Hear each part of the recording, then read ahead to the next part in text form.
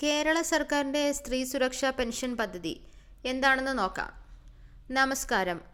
മറ്റു പെൻഷനുകൾ ഒന്നും ലഭിക്കാത്ത സാമ്പത്തികമായി പിന്നോക്കം നിൽക്കുന്ന സ്ത്രീകൾക്കായി കേരള സർക്കാർ ആവിഷ്കരിച്ച പദ്ധതിയാണ് സ്ത്രീ സുരക്ഷാ പെൻഷൻ.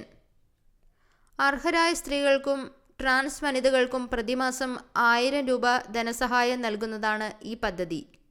ആർക്കൊക്കെ അപേക്ഷിക്കാമെന്ന് നോക്കാം. അപേക്ഷകരുടെ പ്രായം 35 വയസ്സ് മുതൽ 60 വയസ്സ് വരെ ആയിരിക്കണം.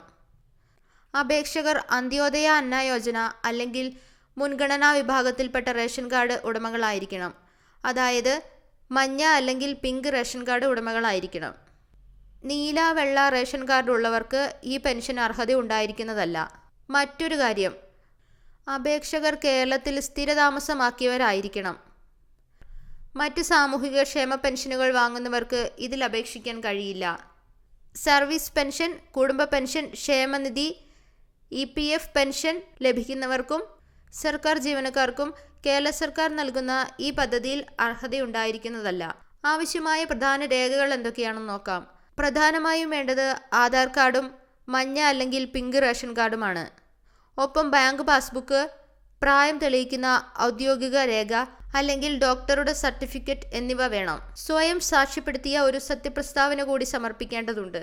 ഈ പദ്ധതിയുടെ ആനുകൂല്യം ലഭിക്കുന്നതിനായി എങ്ങനെ അപേക്ഷിക്കാമെന്ന് നോക്കാം.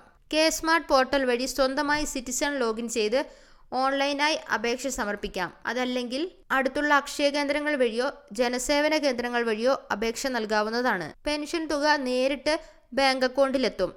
തുക മുടങ്ങാതെ ലഭിക്കാൻ വർഷത്തിലൊരിക്കൽ മസ്റ്ററിംഗ് നടത്താൻ മറക്കരുത്. ഈ വിവരങ്ങൾ ഉപയോഗപ്രദമായെങ്കിൽ വീഡിയോ ലൈക്ക് ചെയ്യുക. കൂടുതൽ അറിയിപ്പുകൾക്കായി ചാനൽ സബ്സ്ക്രൈബ് ചെയ്യുക. നന്ദി.